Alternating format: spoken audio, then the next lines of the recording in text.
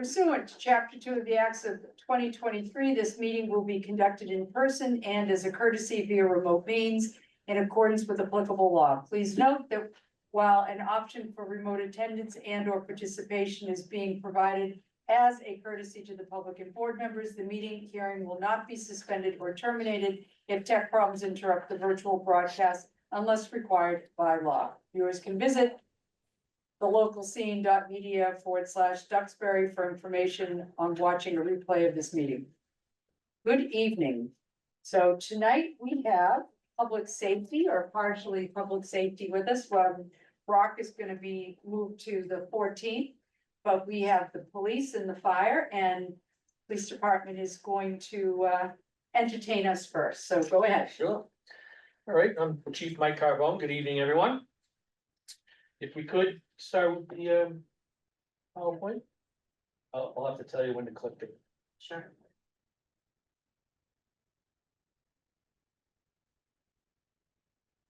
Looks like we'll get now. Do you have a presentation? I don't know, was she? No. No, you're not. So this is the FY26 budget presentation for the Duxbury Police Department. And I want to just get into some of our primary functions. Emergency response to reported crimes, response to medical emergencies, criminal investigations, routine patrol, traffic enforcement, very important, crash investigations, maintenance of public order, and school security planning and training. Those are pretty much our primary functions. Some expanded functions that we do, well, traffic safety, education and awareness, student safety and wellness, the SRO program, technology, crime investigations and education, crime scene processing, crash investigations, mental health and crisis intervention, which is a big part of what we do now, substance use and addiction support, another big part of what we do, community policing and initiatives such as senior outreach, rape aggression defense training, junior police academy, drug abuse resistance education camp or DARE, internet safety and community meetings. So currently, the current force strength of the Duxbury Police Department, full-time sworn personnel is 35. FY26 level funded, like, please, yep, that's level funded would be 34 because one current patrol vacancy is unfunded.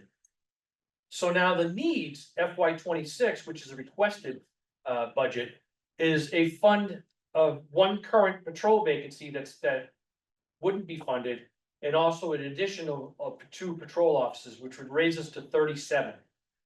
And then we have 2 full-time civilian support staffs, and we have 5 special officers. The special officers are Duxbury retired officers. They're academy trained officers. You can no longer have specials anymore, part-timers, unless they're full-time academy trained. We've gone over this. Credentials they're limited. I mean, their credentials are going to expire. Incorrect. Yeah, yep.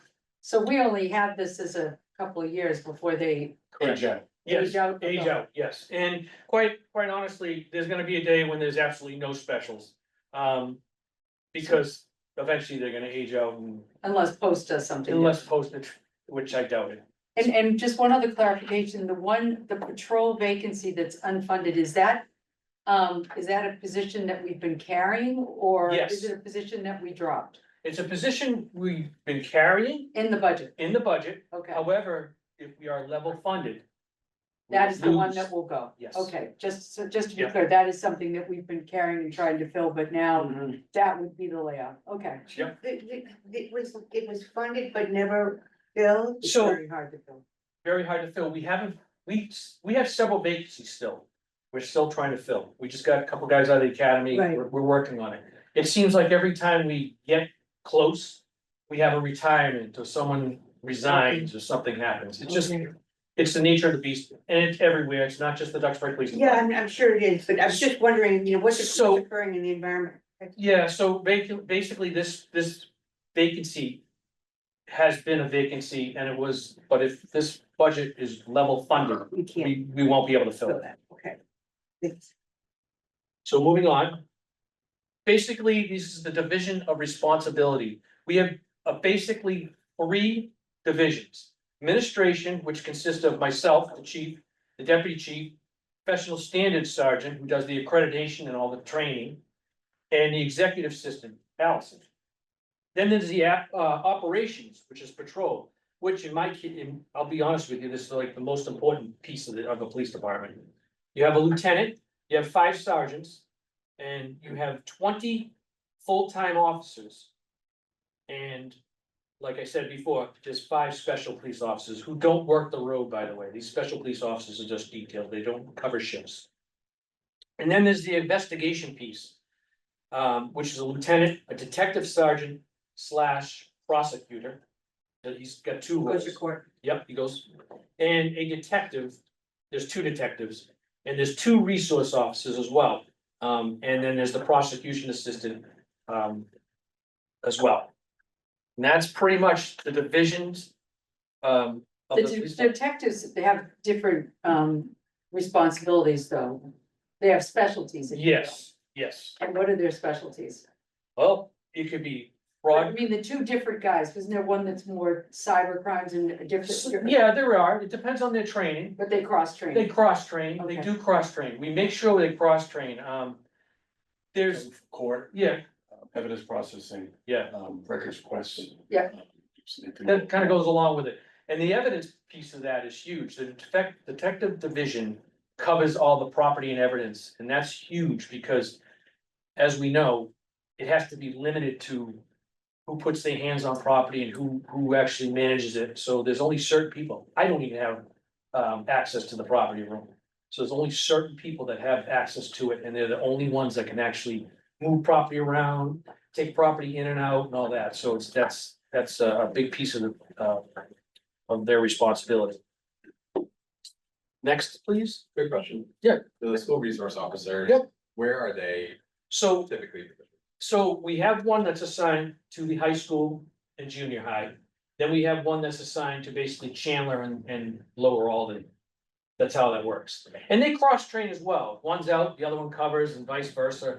They both do their academy, they both do the junior police academy. So they work together, but as far as where they're actually assigned to, there's one at the high school and in the junior high, and then there's one at Lower Alden and Chandler. Thank you. And the high school, middle school is connected to all of it, so they overlap and they coordinate their time off and those types of things. So Yeah. we always have someone that's available to cover the school district, and then Chandler's across town, so we make sure. that they're all- And part of their salary is covered in the school budget. Yeah, I was asking what was it. Because I know you were a dear officer. Building coverage. That was Somebody. Oh, oh, quite okay. a while, right? And The schools. Did some towns discontinue the program? What happened is, when time on learning, so the schools, we adjusted the program to be able to, we modified it a little bit, so. We call it Healthy Choices now, we took a lot of the components of the DARE program and compressed them into, bullying, substance abuse. So it's morphed into something larger and Yes. more encompassing of like that behavior. You know, technically, our SROs are detectives, they're juvenile detectives. They investigate any crimes in the schools and all that, they're Okay. responsible for that. So we have to train them as well as. So it's gotten a much larger scope. Yes. But perhaps originally, Traditionally, the DARE program is about drug abuse resistance education. Now that's more into cybercrime, and, a lot of the online. which is social not media, big. Bullying, all of those things have Mhm. become more prevalent. So we do a lot more training and education to that end. It's So this is actually an activity snapshot for FY '24. In FY '24, we had 26,664 documented activities. Those are calls for service. And you can see I listed some of them here, and there's obviously miscellaneous ones down the bottom of over 4,000. So what I did was I compared this to the year prior, FY '23, and I was actually surprised to find out that in FY '23, we had 23,895 service calls. And I figured, the calls might have gone up maybe 1,500 or so. They went up 2,769, which is a lot in a year. Was there And- one area that it went in up in more than? Not anything? necessarily, not necessarily, obviously, you know, areas that are more congested or more, there's more housing, you're gonna get more calls. Right, So there's that. Now, this year, I can tell you, the call volume is way up. I can just look at the activity as of right now, you know, 11 months into it, 10 months into the year, it's way up.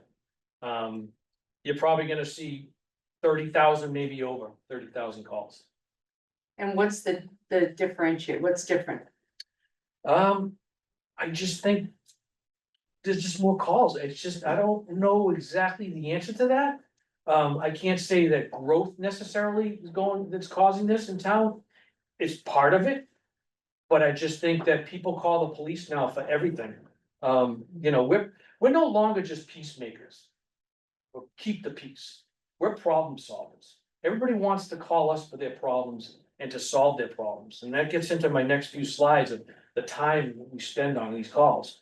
But it's interesting because I don't think it's just one factor that's causing the call volume to go up. There's a lot of different factors. We also added a mental health clinician, yep, doing a lot more follow-up, a lot more aftercare. To make sure family members and people who are suffering have extra services and additional services that are out there that we can help assist them and give them the resources that they need. Which is a whole different level of service that you didn't have 10 years ago. And training. Is a call classified as something that's done outside of the office? So, Yes. okay, so if someone walks in to file a complaint, That gets logged.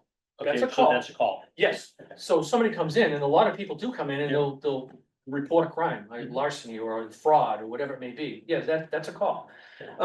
Firearms licensing and on way up, that's skyrocketed. That was my next, gonna be my question, has that Yes. increased Yes, dramatically, exponentially? yep. Yeah, And a lot of these calls, like I keep on telling the officers to log everything, and it's not so much so we get stats. A lot of it has to do with remembering what happened, to keep a log of things, so we know the trends, so we know what happened a year ago at this residence, so we know you have to do it.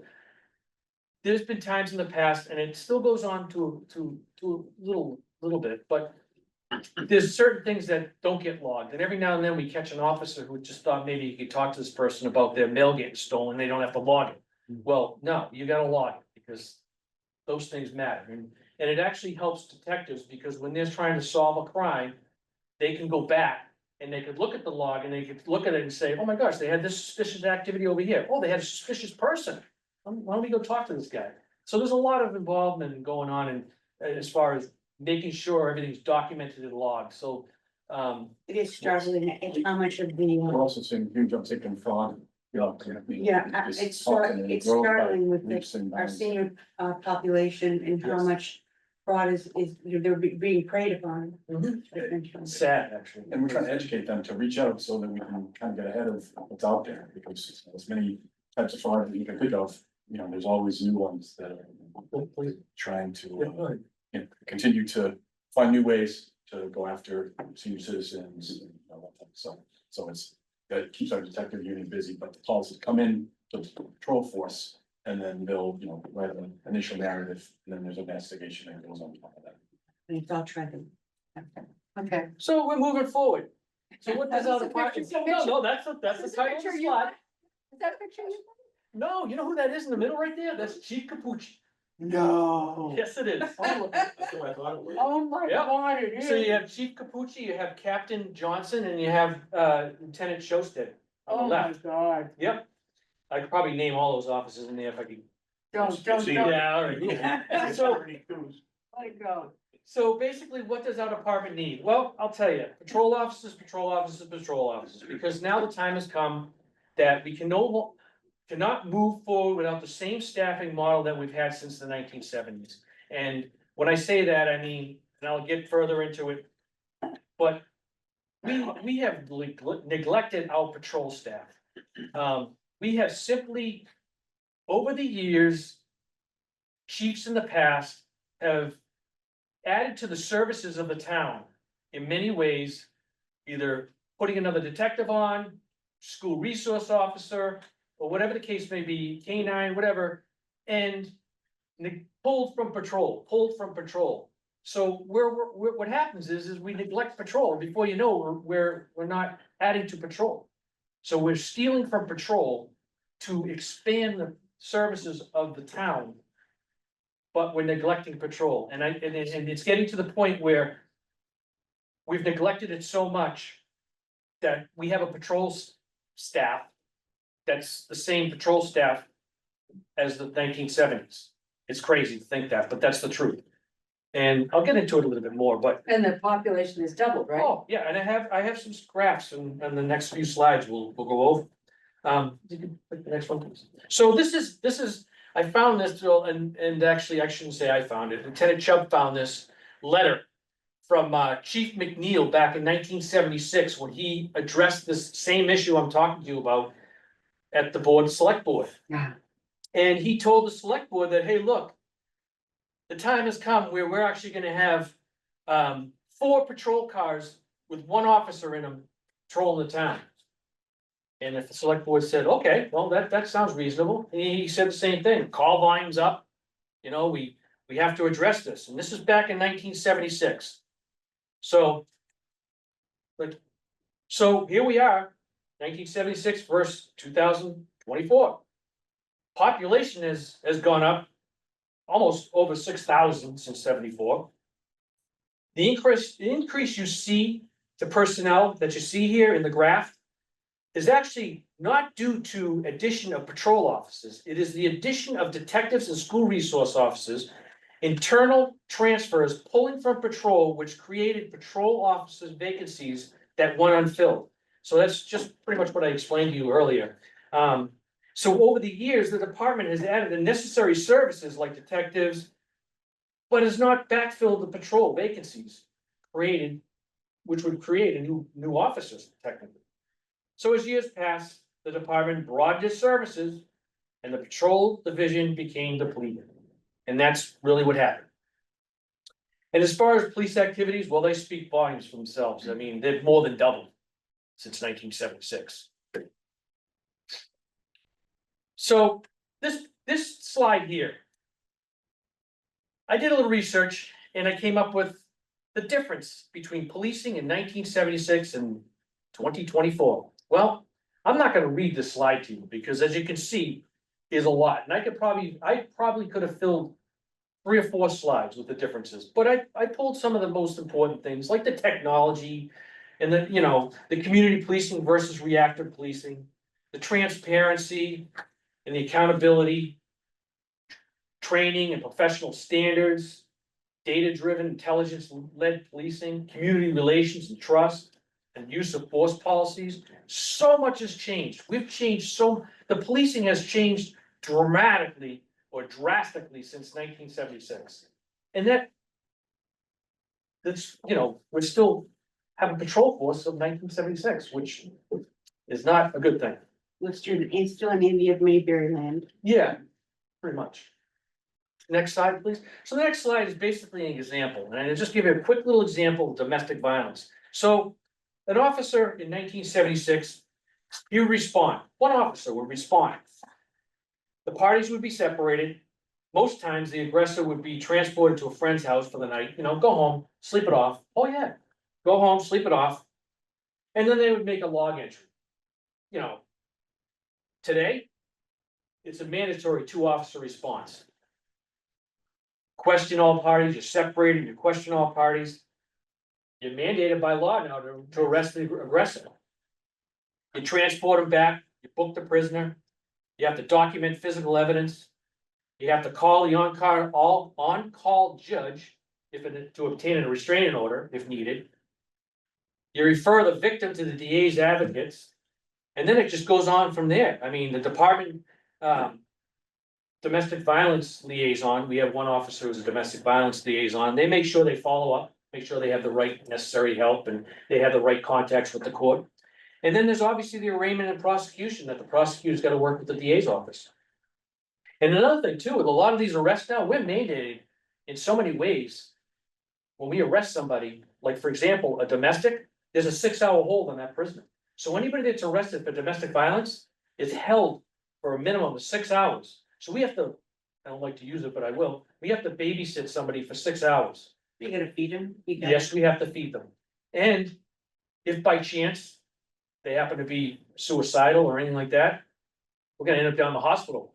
And actually, in the last several months, there's been about three arrests that we ended up in the hospital for days over the weekend until the person could be arraigned. And 2 of them were up in Boston. So we have Duxbury officers stuck in a hospital room because we own them. Once you make the arrest, we own them. And until they can be arraigned or the court's open, you can't do anything with them. They can't be taken down to the house of correction because they need hospital care. Excuse me. So that's just an example. Did you find increases in that particular Oh, yeah, area of crime yeah, of the assaults? yes, absolutely, and disturbances as well. So this is kind of, you can click again, the little piece didn't come in there, there we go. This is kind of a workforce change, and you all heard this before, you know, it's kind of, the newer officers, they have more of a work-life balance. And today's generation values work-life balance more than the previous generation. With an emphasis on mental health, personal pursuits, and family time. This has created a demand for structured work hours without encroachment of personal time, and there's nothing wrong with that.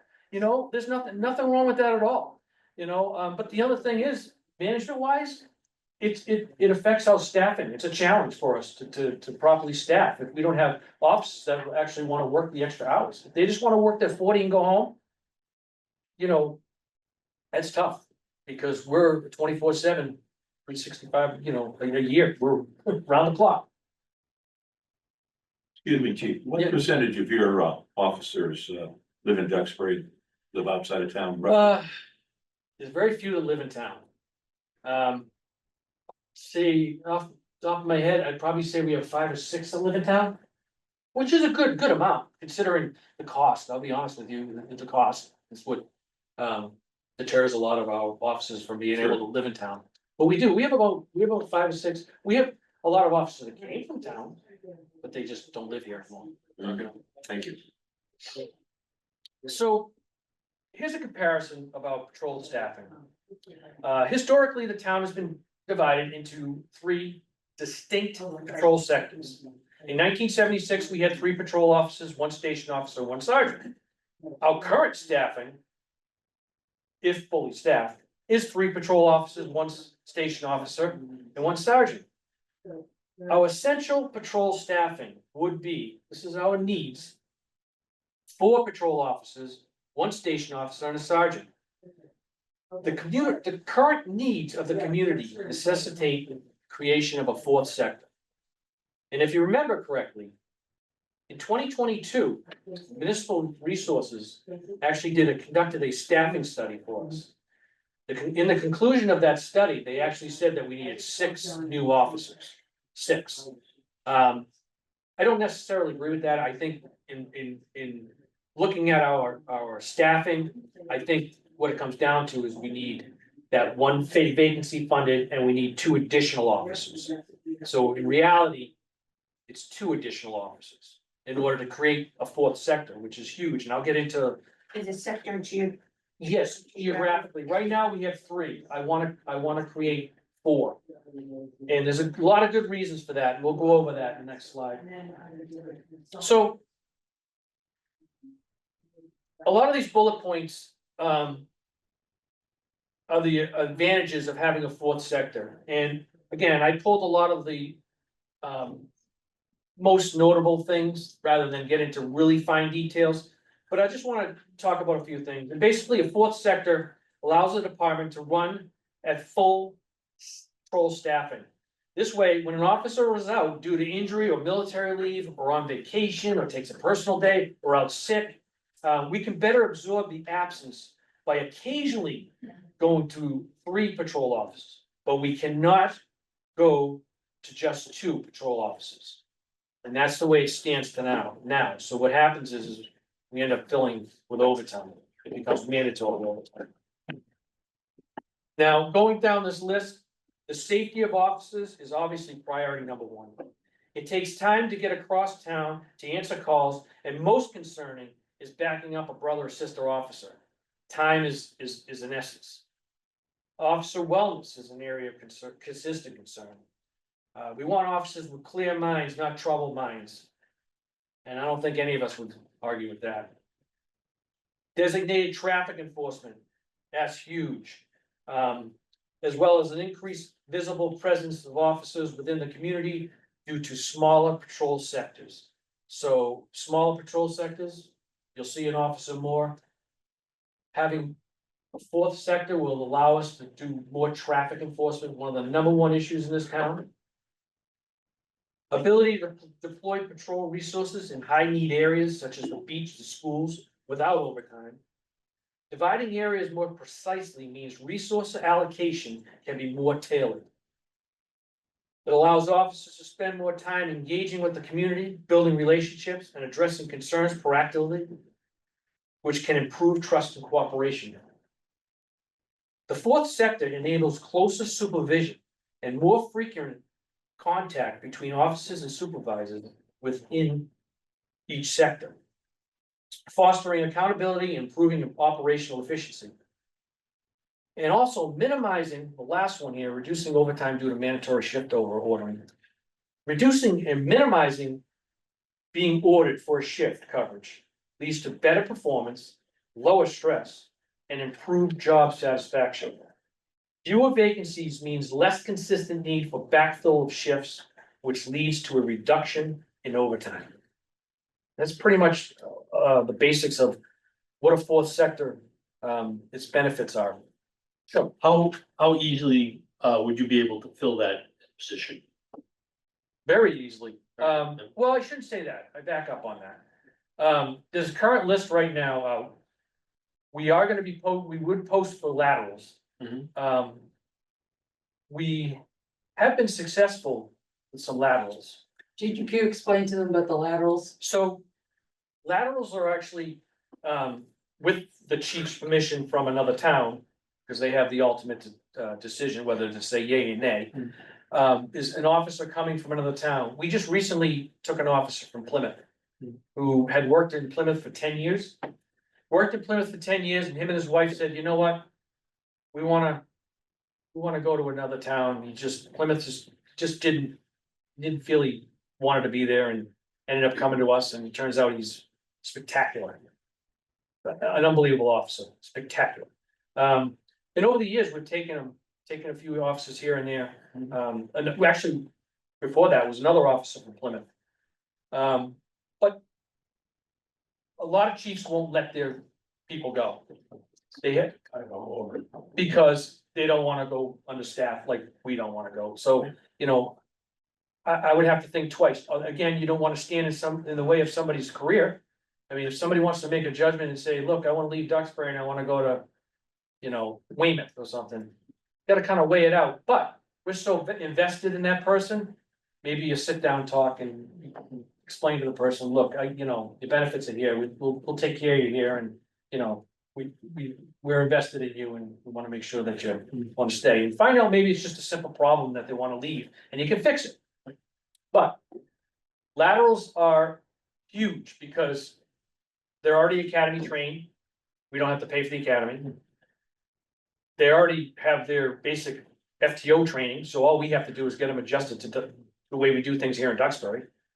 And their knowledge, and like I said, a 10-year veteran came, which is great. So we have the ability to hire people, it just takes a long time to actually get them on the Yes. books, we've gotta train them. Go through the 22-week academy, then go through the FTO, so it's about 18 months. Yeah, it's until crazy. you actually see the difference, the quicker you can get it started, obviously. And how many people do you have on military? Do you normally always So- have somebody? So right now, we had two. One, I just got notified today, he's coming back the end of this month. But for how long, I don't know. So right now, we have one who's down in North Carolina because of the hurricane, he's down there.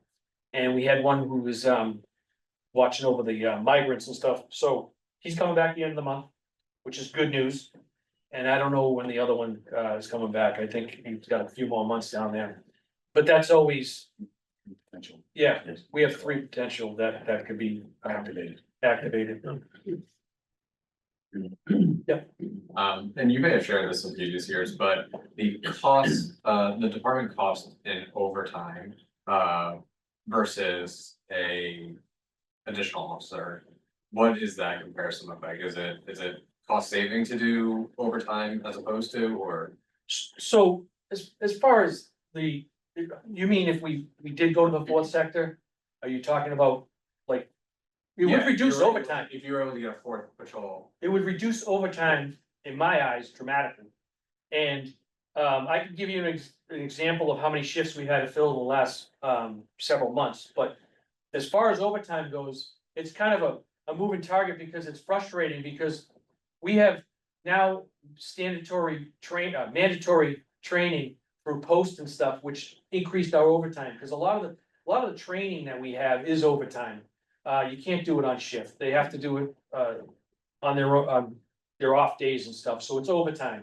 So it's, to reduce overtime, you have to focus on your shifts, and in order to reduce overtime would be having a 4th sector would give us that buffer. Whereas now, if we run 1 light, if we go down 1 light, we can't run the shifts with just 2 on the road. It has to be 3, so we're filling that with overtime. If we had a 4th sector, we would have 4 on the road. And if we went down 1, most occasions, we would run with just 3 on the road, and we wouldn't have to backfill that. Minimum the- manning and not spend Minimum man time. time and a half to fill the shift. You've got a regular scheduled officer there. So there's the cost savings, there's the reduction. It's gonna talk about the, how many we've had in the last few months. Yeah, in the last 2 months, and I can probably get better statistics, if I do a little more research, but as you can tell, it's quite involved. Allison and I tried to pull this out. And the reason why it's involved is because IMC, the system we use now is a little, cumbersome. Clunky. Yeah. So for the month of August and September, there were 732 shifts to cover minimum staffing. So there was 732 shifts to cover minimum staffing. That means 3 shifts per day. And with 4 officers, meaning including a sergeant, that's 3 patrolmen and a sergeant. Of those 732, 117 of those shifts were must fills. Where people probably got ordered to work. Doesn't seem like a large number, but it is. That's 117 shifts. That's in 2 months. That's in 2 months. That's a lot. And that's all overtime. What months again was that? That was just August and September. And that varies, because another thing that can go crazy is if you have a month where there's storms. Or you have a month where, something bad happens and we have to put, extra patrols on. So those are the things, it kind of fluctuates over the months. It's not always the same, but we figured we'd pull a couple of summer months to. Summer and holidays, Yeah. people have. Yep. There's a tendency for an uptick in PTO, people looking to get time off. That increases. That's, Yes, I'm sorry. Go ahead. I think it would be very helpful to your case. If you were able to do a better job of quantifying this suggestion that the extra 4th shift would help you with your overtime. What's been the overtime for the last couple of years? Yep. What's made it that way? Mhm. I understand all these coverages you allude to, but if you now have a 4-man force, how can you really attack that overtime budget? You know roughly what it was last year or what your budget is for this year? Yes. What the number is off the top of your head, because I don't know. Well, I do have, Allison did. Spreadsheets. Allison Yep. pulled out what overtime was completely attributed to training. Right. And that, I think we're cooked on that. We can't do anything about that. Understood, some of it's never gonna go away, no, No, never but gonna it- go away. but it's just the nature of the beast. vacation. But if you could somehow show how that extra team, that extra shift would help you mitigate that overtime to some level, it would help build your case to justify it, right. in my opinion. No, I agree. There's a slide later on that says, it talks about the difference between our level service overtime, that's the. Yep.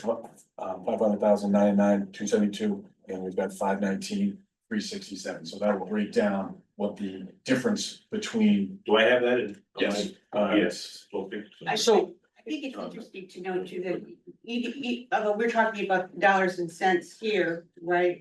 When we're talking about overtime, we're talking about people doing extra, right? mhm, So there are implications to that and costs to Correct. that, soft costs to that, Yep. which we don't really talk about in the context of dollars and cents. But Right. I think that it should come across in your explanation of why we need this fourth sector, you know, fresh, what happened? Well, that are. the thing is what happens is I talked about the fourth sector being ordered and, you know, we want officers with fresh minds. And, you know, when you have an officer who's worked Not- 60 and not now stressed. and not stressed, and that's what I talked about. Well, I think too that, and you and I have had a lot of conversation, it's about the younger members of, and I might be repeating myself, I'm sorry, I had to step out for a minute. When you stepped out, I actually went over a slide about the workforce. Yeah, Yeah, Like Yeah. that. yeah, Yeah. and they don't want the overtime the way that's right. it was 20 years ago or 10 years ago, so that's just a thing. That isn't a judgment, that's just a change And in there's nothing wrong with it. circumstance. They balance their life. Whatever, it's just a change in Yeah. circumstances, Generational. we don't get a vote. 80,000. Yeah. Difference. So, yeah, there is, well, if we can, when we bring up the spreadsheets. The compares- spreadsheets aren't on what Allison sent us. Oh, We don't have the depth of. We data don't, that we you're- don't have you're We that. don't have the, we don't have the I don't have details. any of that information on my. Do you have that on your Slide computer, deck. the spreadsheets? Do you wanna just email that to me and I can? Yeah, we can get that for later, obviously Yeah. tonight is. Yeah, I I mean, I don't wanna break the So we flow can of get this, into but it later. that would be great. I would appreciate that, cause then I Sure. can send that to them. so this is a budget request overview, and I listed the FY 26 request as a needs budget. And as you can see, obviously they've increased.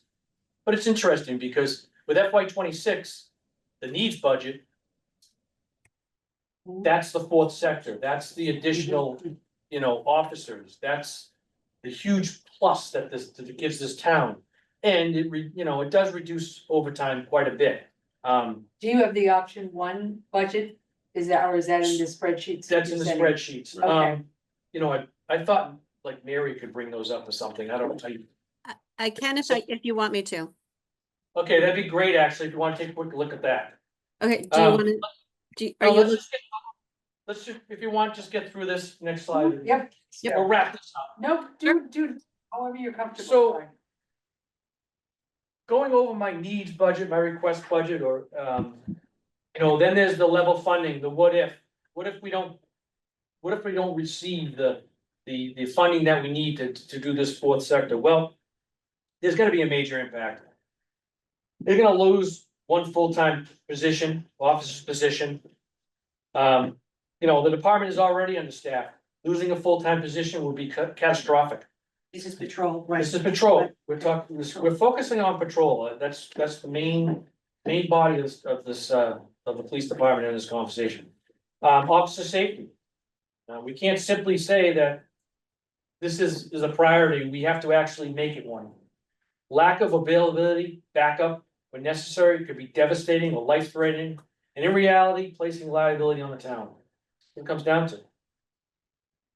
So basically, a level funded budget, there'd be some major changes in the police department. The next one is basically my conclusion. Patrol officers, and that's what we're focused on here, are the backbone of the police department. And without the right support, equipment, and training, we risk losing overall effectiveness.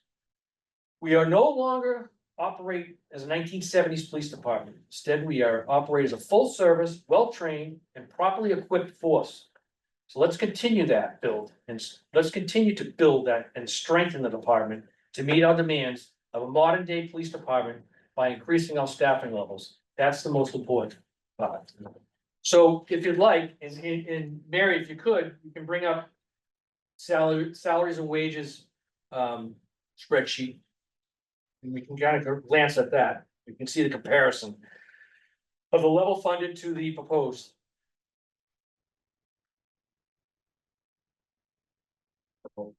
The net is that's smaller chart you had, that's 533,000.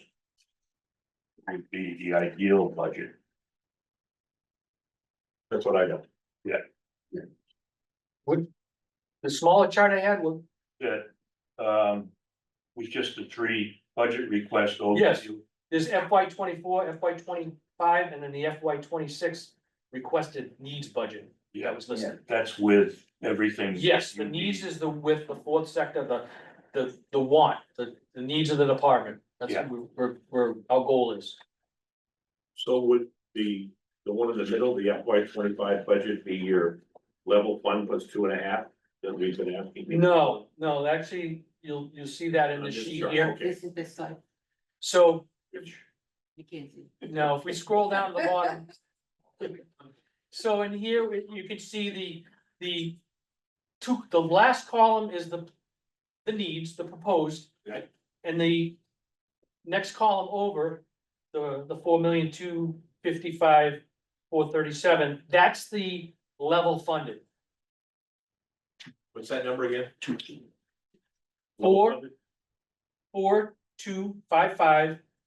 4,255,437, Thank you. and the proposed is 4,411,605.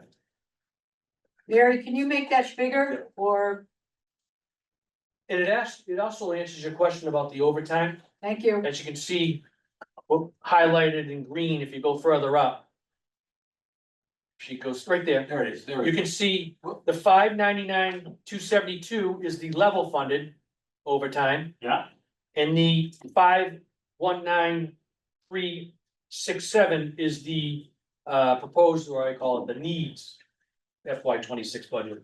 For overtime? Yes, for If overtime. we added the fourth sector, that's where you're gonna see your savings. 60 grand. So do we go down to the bottom again? So Mary, can we go down to the bottom again, please? Thank you.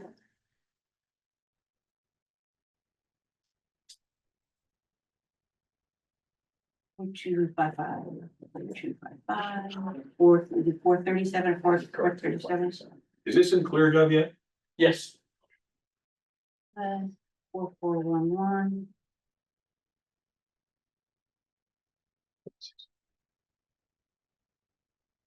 and again, I'll be honest with you, like I looked at this a lot of different ways. And myself and Allison and friend here, we looked at this and we said, well. Let's see what other areas we can look at that cost us in the overtime. And quite frankly, we gotta be careful because we don't know what post is gonna throw at us. This, in FY 26. It seems like every year, post, which is police officers standards and training. They keep on, the police reform, they keep on throwing mandatory training and, they added a whole nother 8 hours to firearms training. They added another 4 hours to hands-on. CPR first responder, they added 4 hours, defensive tactics, hands-on training. All this stuff costs us overtime. Do I disagree? I can't disagree with the training, it's just the overtime hit that we take. Did you, have any, instances in this past year where you couldn't make the minimum amount of people out on the road? So that's when we get into ordering. There's a lot of unhappy people, unfortunately. So, but you order them and they did come in? So Yes, they, it's the nature of the beast, it's a part of our job, Mhm. you get ordered. We're not alone, every department has those issues, but. Yeah, so we do a lot of ordering. Comes to shift. It speaks to the level of satisfaction. That's right. So, yeah, any other questions on this? at all? And then again, feel free to email me with any questions. I think that when, I know that we've broken it out before and Allison's broken it out Yep. before what the training costs are for overtime. And that tells an incredible story because that's skyrocketed. Right, and I have a lot of that here, and it has skyrocketed. It seems like every time we save on overtime, something comes through, Mary, can you make that bigger, hon? yeah. I'm blind, remember that. Overtime. which one is this? The overtime break. Yep. This is a breakdown of our overtime, basically. Troll coverage. 253, 730. That would be the one that would get most positively impacted by this. Yes, there's gonna, if we were level funded, there'd be a lot of juggling going on with this.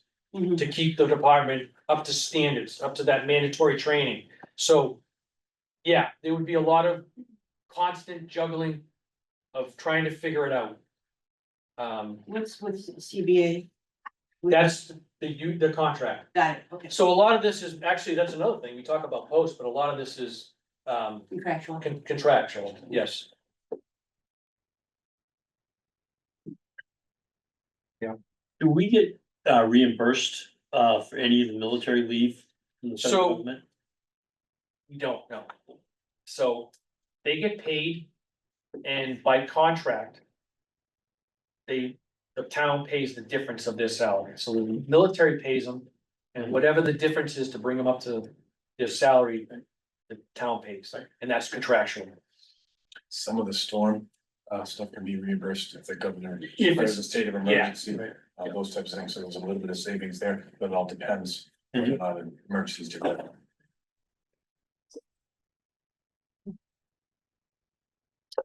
and as far as expenses go. Real quickly, the expenses, a lot of the increases in expenses is simply because stuff has gone up. Yeah. And our expenses haven't gone up a bit, I think it was like a 0.6%, which isn't much. Except for the bullets. In the bullets, that's, you'll see like huge uniforms as well, uniforms have gone through the roof. And public supplies, meaning bullets and, you know, that type of stuff has gone through the roof as well. All Well, this. I mean, I think it didn't, it's like doubled, right? Oh. We were talking about it, the price And of bullets and also the number of bullets they have to use Yes. because the increase in training and Yep. with And we switched to the 9mm, which is cheaper. But we switched to a better gun, which is a 9mm, so the ammunition is cheaper, but then post comes out and tells us we gotta do an additional 8 hours of training per officer every year, so.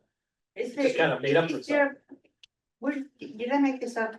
Did I read that we really don't have a lot of facilities for that kind of Yes. training, right? To drive, and I'm gonna say driving range, but that's golf, but you know what I Fire, yeah, driving range, because I know people want to shoot people when they are on the driving range, so. that's true, we're very fortunate right now, we're using a range in Plimpton. And it's a small little range and it's been working out for us, but Pembroke has a range that the Pembroke chief told me I can use Is that at the any Rocky time. Gun Club? No, they have their own private little range off of Water Street and so ranges are either being shut down or they're limited to when you can use them, and it gets harder and harder every year to find a range to qualify.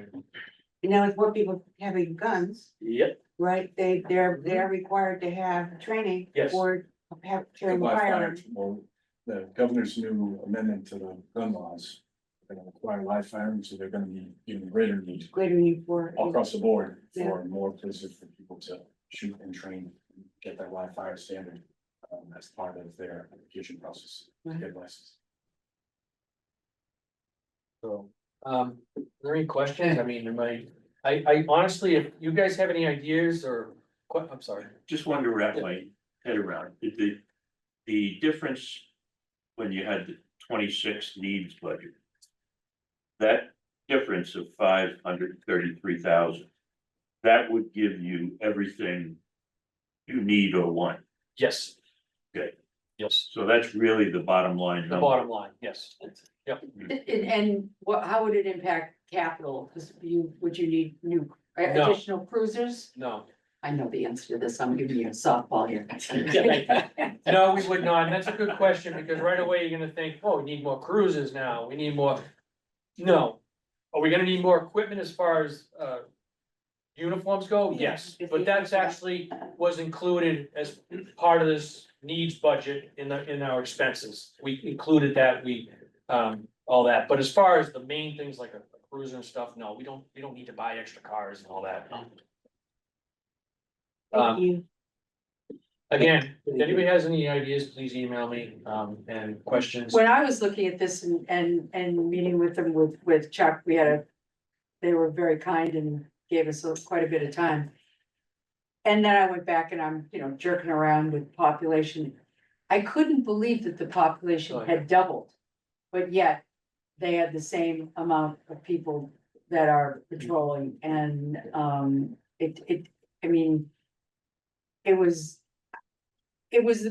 something that we talked about over the years, but how many years have we listened to these poor guys come in and say, I've got the same number of patrol guys as I had in 76, and you go, yeah. But when you tie it to the population and the number of people that they're actually trying to help, it was It's not eye-opening. just the population, but it's the complexity of the population. And the Well, good point. complexity of It's what as they, simple as it was in Yeah. 77. That's right. and the complexity of what they have to do on each call. Yeah. It's not like you can go grab the kid, bring him home and Yeah, tell his yeah, father. 8 hours versus 45 Yeah. minutes, you know. It's very telling, isn't it? Yeah. Right, very telling, and the Yeah. things that were perhaps reported in the past, to your point, chief, is they weren't reported, or they were done on an anecdotal basis. We're now getting more sophisticated on being able to report the crimes that are happening in order for you to substantiate and base not only on population, but an increase in activity for the force itself. And where that activity lies, right, and how long it takes and all that kind of stuff. A lot's changed since A Chris lot's Dowie changed. dropped me off the end of the driveway. That's Yes. right. That's right. Yes. Precisely. What have you been up to? Sam- I wasn't gonna bring that up. His contemporary Look in name the archives. was Sam Amonte, was a lovely Well, man. we still have the perception, and I understand this, for many in town to still roll it back to where it was, right? And we don't live in those times anymore. No. This is not Mayberry, it is Duxbury 2024. Yep. And like I said, All the problems that are attendant to that and everybody else's world across. Yep. The country, right? Yeah, and I brought it up, it ultimately, it be a liability on the town. I said that right here, officer safety. Yeah. Yeah. Costs money to keep the town safe. Well, they keep Costs increase. yourself safe, right? The amount of, lack of respect, the lack of, to the badge and your presence is, These officers are up against a lot out there. I know. They really are. Mhm. Doesn't matter where they are, Duxbury or wherever it is. Yep. Believe me. Super time. Thank you. Thank you. Very Thank you. much. Rob's getting antsy back here, so Take time. Take it. No rush, wear them down. Wear 'em down. Oh. And here comes the PowerPoint king. Yeah. Bring it home. I should have just hired, I could have hired Rob. We didn't even talk.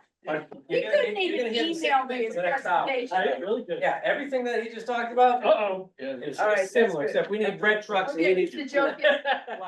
Ambulance is more expensive, are more. His PowerPoint presentation was so big, he couldn't tell me. Oh, it just got some pictures in it, don't worry, it's okay. Did you just turn Mary off? I wouldn't do that. Oh, all right. I wouldn't do that to Mary, her. can you still hear, or did Rob just disconnect you? No, I can still hear. You guys are having way too much fun in there. You just wait. Hey, you're not here to keep us under control. We're yucking it up. Linda, jump in. So, thank you. That's not being shared Right, on the screen. I just so- backed up. Thanks, got all the. Thanks for warming them up. Mike. Thanks a lot. Nice seeing you. Let's see, Mary, can the user share now? You should be able to. Let me just flip over here. Everybody got a handout? Yes. Right, Nice. we're looking ahead. Hold on. Oh, there it is. Okay, I got it. Love a good handout. Question on page 5. Yeah, that's what I'm afraid of. I'll be on slide 1. Well, slide 5, it says. Okay, you want to go up here? Is that what you? I always hit this Oh, button right sure. there. There we go. Am I gonna be able to see this now? What do I do with this thing? That thing hide? I guess I have to see this. Oh, you're in all screen. Drop that Can I down. minimize Yeah. that? Get rid of that. Yes. Okay, good, all right. I can't sit in a chair, just so you know, I gotta move a chair here. Yeah. Well, first off, for anyone who doesn't know me, my name's Rob Reardon, I'm the fire chief. And, we're gonna do a very similar presentation of what you just heard. We're dealing with the same thing that the police are dealing with. We're looking at the same little change from the 1970s. But this right here, most citizens don't have the option to choose their emergency responders. These decisions are determined by others, guided by risk assessments and available funding, right? That's why we're here. I'm coming to you like I do every year. I'm gonna present my opinion based on what I'm dealing with, but we have to make a decision that's best for the citizens, and I understand that. Now, this is the line that I've used for the past 3 presentations I've done, and nothing's changed. To reduce the impact of an emergency, there needs to be a response of the right number of trained people with the right equipment and the right time. But where we keep coming up short is the right number of trained people. We're lacking them, and I'm gonna show that to you tonight. This is Paul. I don't know if you've seen Paul, if you saw him in the news recently, but this is gonna be this prime example of having the right people. So it was probably about a month ago. Paul knows you're using this picture, right? Paul definitely does. Paul Okay, wanted good. to come Okay, just checking. and sell the story, but I said, I think I can handle this one. So Paul was walking his, he was Riding a bike. riding a bike. Thank you. I'm gonna bring you in, Kathleen. Riding a bike, he collapses, heart stops breathing. This woman here is a nurse. She's walking with her dog. She comes upon him. She finds him. She calls 911. We get 911 activated. They dispatch police and fire. It's in the woods off of East Street. So now we need to send responders there. We had a full crew at that time. We weren't doing another call. We sent 5 people, 2 on an engine, 2 on an ambulance, 1 in the car. We gotta find him. We gotta get out there with all the equipment. We have to start doing CPR on him. We need to get him into an ambulance, breathing tube, medications, shock. This is a team sport. This is like playing football. You don't wanna show up at football without a quarterback or the linebacker. You want a full team. That's what I need when we respond to calls. If we didn't have a full team that day, I could pretty much guarantee that Paul wouldn't be here today. We had the right people that day. We had enough people.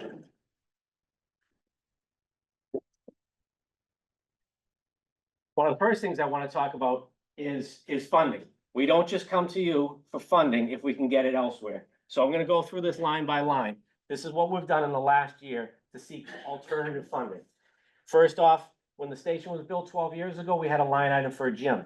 But we needed to use that money for something else. I don't know what it was, so we went and got a state earmark. So we got our gym funded last year, 0 cost to Duxbury. Last year, I came forth with a capital request and then I pulled it, because I thought we had an opportunity to get money elsewhere. So we got more money from the State House. So we're gonna be getting a 6x6 at no cost to this town. That's replacing a grant we wrote almost 15 years ago for an ORV. Boots, 18,000, shelter supplies, 5,000. Conference room furniture, it's 12 years old, it gets beat up, it's used by the Rock, it's used by us. We got that actually funded through 911, no cost. Brought the sheriff's department in to do some painting and carpentry on one of the back buildings, that was about an $8,000 savings. Radios, 75,000 this year, paid for by 911. Mobile data terminals, which are the computers in the cars and trucks, that's about 4,000. Cardiac monitor, the cardiac monitor that we used on Paul, those are about 60,000 now. So we needed one of those, we needed a thumper, which does CPR automatically. That was an $80,000 cost that we got funded outside of our budget. Parking lot lights, interior lights changed, everything to LED, worked with Eversource, they paid for half. And then we also have a public education grant, and the last one, which I'll talk about in a minute, is our Medicare reimbursement, 25,000 that was put back into the town coffers. All right, here we are, back in the 70s. I've showed some of you this. We're just gonna review it real quick. I have the same argument that the police have. 45 years ago, we went to 5 firefighters on a shift.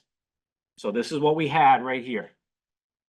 So tonight, at your stations, Station 1 across the street, we have a captain, 2 firefighters, and then an extra person there. We call them the extra person because it's like a swing position.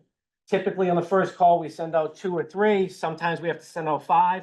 We try to leave 1 behind, and I'm gonna show you how that works in a second. This is the position we added in 2020. This was done through a grant, $982,000. They funded it for 3 years. It allowed us to put a firefighter on each shift, building us out to 6. So three guys. It was 3, but we have 4 shifts. We actually had 1 6th person that Chief Nord had got because he was a mechanic. So we added 3 others. Our overall staffing, just so you know, is 28 full-timers. So a bit less than what the police have been running with. So let's look at the data, because data is important.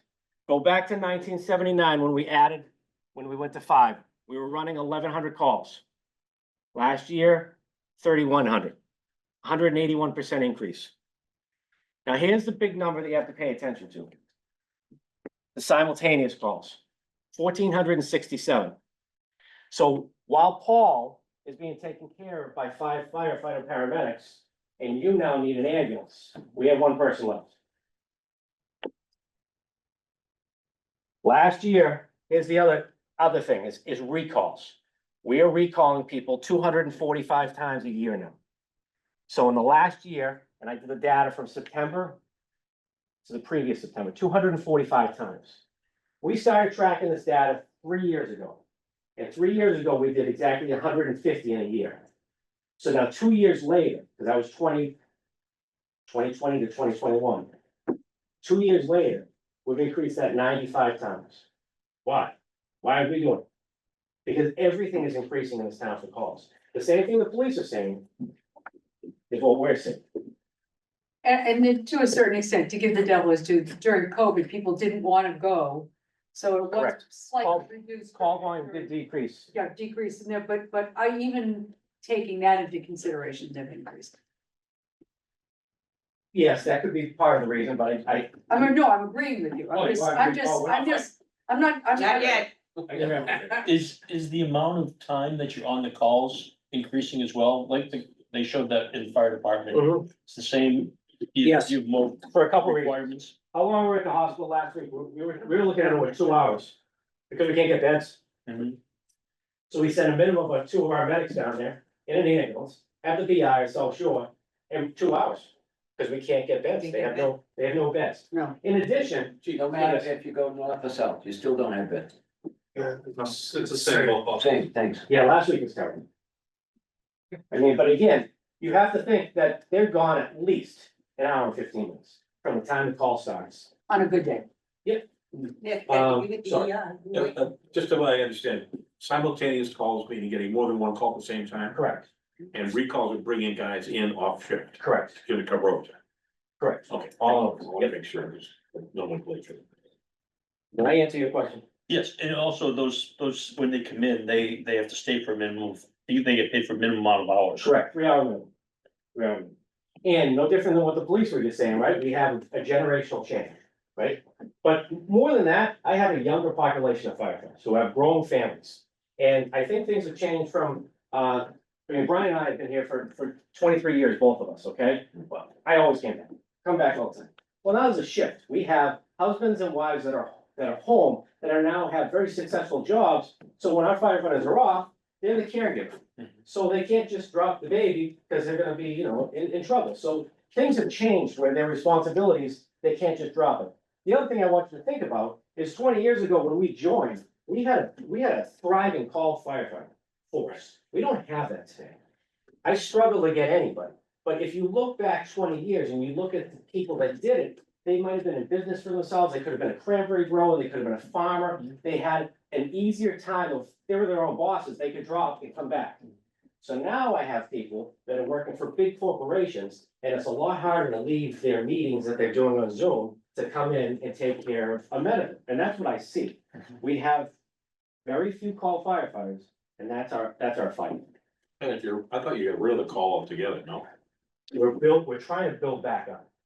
Because we need more people. Okay. We're lacking. So right now, I have 2, and I have 1 that's gonna be going in training in January.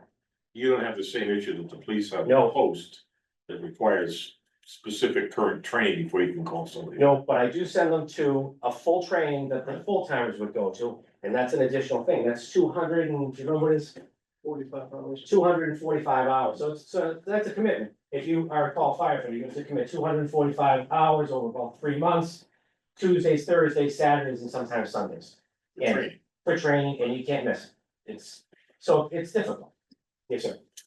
Potentially naive question incoming, but in the Paul scenario where you have 5 firefighters come out and respond. If that was an instance where it was pretty quick to assess that it was maybe a necessary 1 or 2 firefighter response, Yeah. how quickly does the rest of the team get released to? Immediate. Okay. Immediate, on the radio. They're So- not like locked in. So what we're doing is, one of the things that the Rock has is they have a dispatch protocol. So if you're calling because you have a bloody nose, well, we don't need everybody to show up. But you're calling with a difficulty breathing, you're calling because you're not breathing, well, the whole cavalry is coming. Everybody's going. So those are decisions that are made and usually by the captain and dispatch working together. So police and the fire still dispatch at the same time? Yes, Especially for some calls. yes. The bloody nose, not necessarily, but I mean, it's not 100% of the time. What I wanna say, and it's what somebody said here, this isn't Mayberry, this isn't 20 years ago, Duxbury, this is a totally different thing. If you asked me this question 10 years ago, I'd say that they don't need to be going every one of our calls. Well, I disagree now. I disagree because I think this is a completely different dynamic of what we respond to, and it's. There are problems. So I have no problem with them showing up at our calls because it's helpful. And then you take a call like Paul, we had one of their officers, Michelle, who beat us in there, and she was doing CPR till we got in there. So, the one thing I'll say is that Mike and I think we work very well together and our departments are definitely teaming up because he's short, we're short, and we need each other to survive. And you also don't know if it's a crime scene. 100%, that bloody nose, that's the first thing I thought, bloody Could be nose. domestic, right? Right, yeah. Yep, and, They're the worst. okay, But to follow up on Sean, yes, who's ever in the leadership position during those 5 people there, you will release on site. If you get there and it isn't it is critical, then they will get released immediately to go back to a second call or back to the station. They utilize, they've got pretty efficiently. So let's take a look at this. Captain Murray, who's in the back, he was working on something. We took a call for a motor vehicle accident on Route 3. Big surprise, right? We're out there all the time. It's like another city, if you think about it. Think about where these trucks have to go. So this was south of exit 12. I can't call it 27 yet, but just south of exit 12 is where we got the call. Motor vehicle accident, multiple injuries, person still inside the car. So we don't know if they're trapped. We're up there all the time. These are very serious accidents. So Captain Murray goes in the car. Ambulance with 2. Engine out of Ashdod with 2. Now they're all heading up Route 3 north, so think of the response time. You might be upwards of 7 minutes from here to get there safely. Multiple injuries. So now he sends a second ambulance with 1 person driving. So this firefighter paramedic's driving by themselves. What happens? We're on Tremont Street. He's going to the call.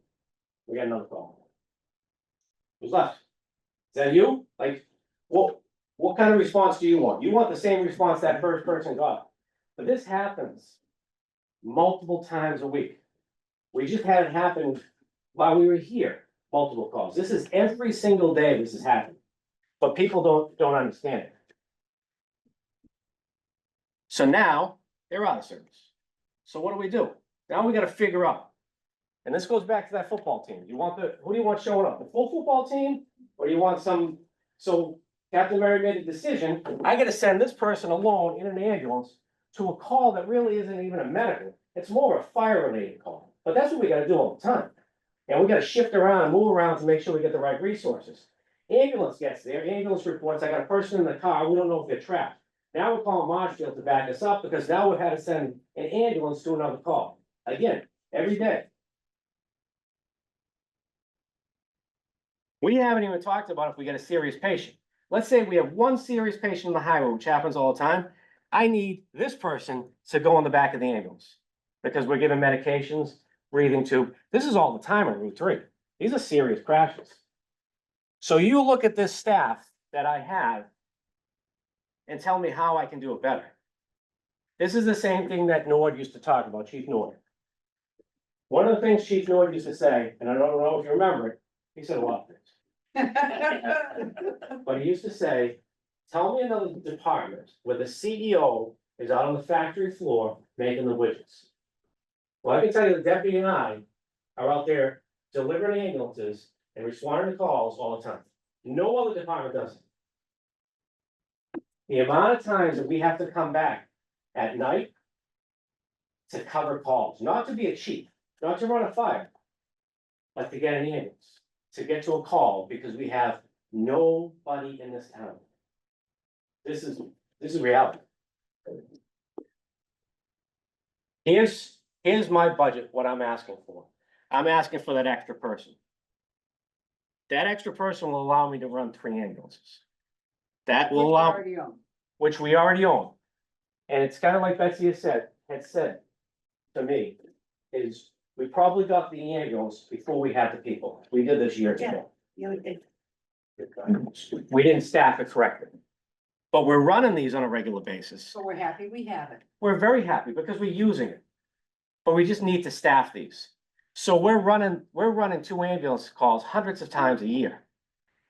And it leaves nobody to do anything else. Now, is this ideal and perfect? No, we're still not where we should be, but this will definitely help us get where we need to be. Yes, sir.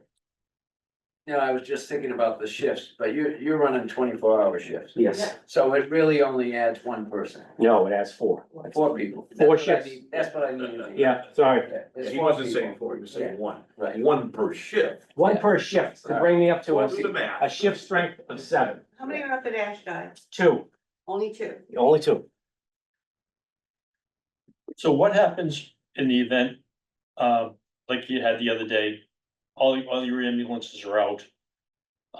And the Rock gets a call, another call, Mutual aid. so, and they make that call. If all our ambulances is out and they have a dispatcher that's on the ball, they're already calling mutual aid, but they're calling the captain. The captain runs the town. And the captain will say, call mutual aid. But they know what needs to be done. We don't have ambulances, we have a medical, they're calling it. The other night was a Monday night. They ran 6 in a row. So we're running all 3 ambulances. We got everybody coming back and we're using Kingston to try to help us out.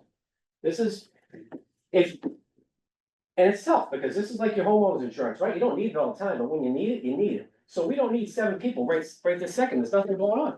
It's all quiet, but in an hour, all hell will break loose. To all our surrounding towns, Marshfield, Pembroke, Kingston, Plymouth, have their own ambulance service, or Yes. some of them still use the hospital. Plymouth uses Bridgestone. They outsource it. They The also, other towns all brought ambulances in. everybody's doing it. The only ones that aren't doing it are Plymouth and Brockton in their city because they can get to and from the ambulance quickly. And if you talk to the chiefs, absolutely hate it.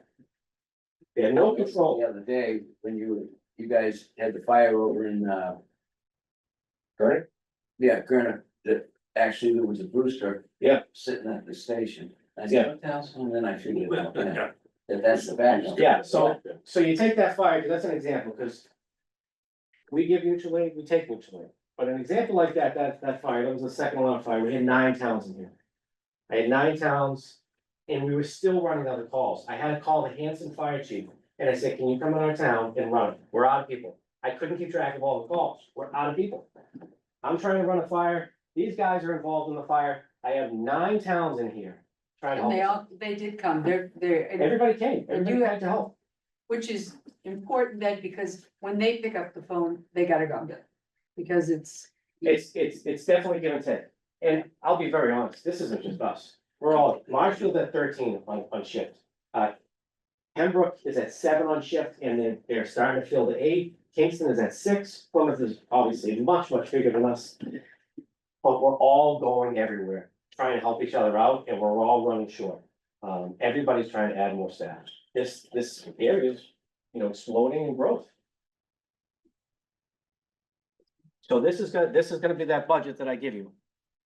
Adding that 1 person to each shift, which would bring us up to a total of 32. Full-time firefighters. And how hard is it to get those guys? So the good news is we have a lot of people applying here. So there are departments that struggle. But we have a good force that tends to come and apply. And last time we had 32 applications for 1 job.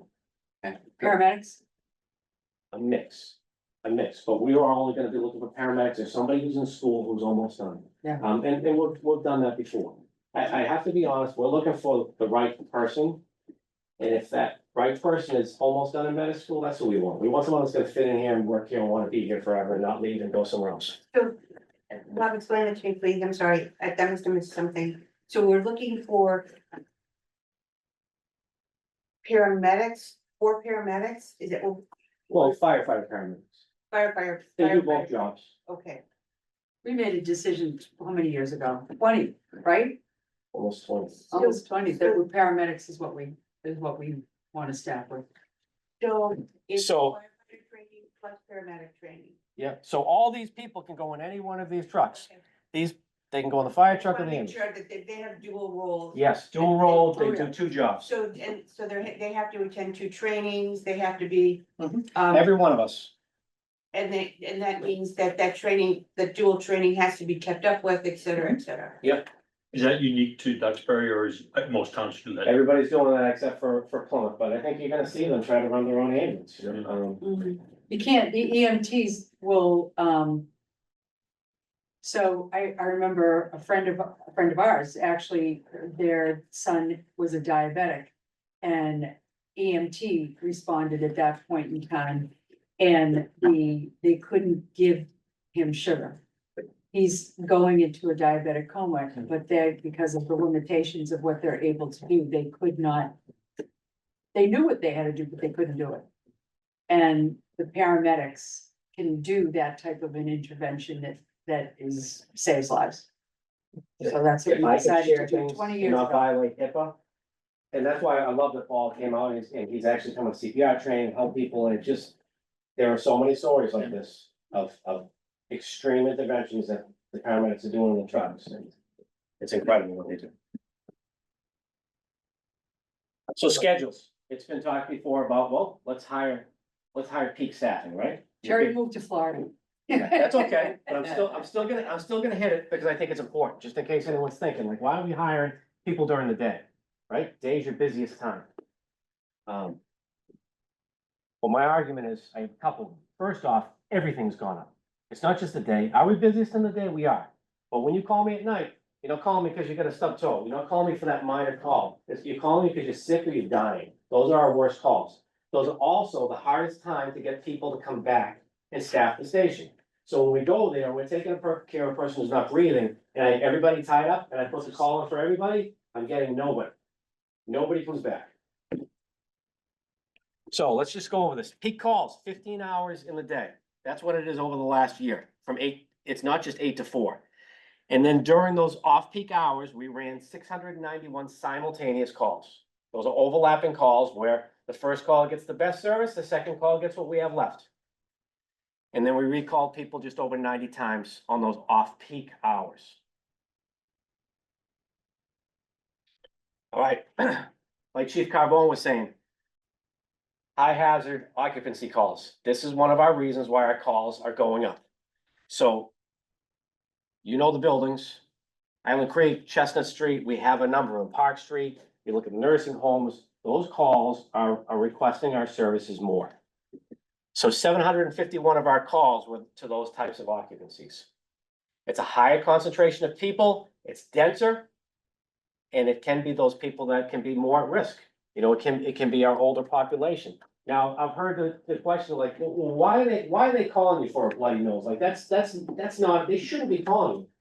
But I want to think, well, I want you to think when you're 30, that might not be an emergency, but when you're 90 and you're home alone, a lot of things are emergency and they need our help. So when people call, we go.